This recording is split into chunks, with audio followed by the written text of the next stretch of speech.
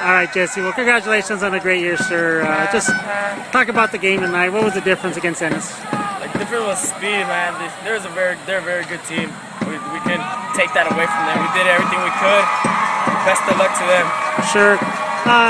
Just talk about you guys had some opportunities earlier. I know you guys forced a fumble in each half. Just talk about you guys creating some opportunities tonight. Yeah, the game plan was very well for the coach. Our outside linebackers did a good job to get the pressure on that quarterback. We did our turnovers, but our offense, Sure. Just talk about Ennis in general. I guess were they the best team you played during this playoff run? Yeah, they're the best team we've played, the best offense the best defense we've ever faced. Sure. And just talk about the season in general, Jesse. How did it go for you guys? It was very good. It was a very great run. The coaches did very well for us to get here. I mean, we represent El Paso and go down with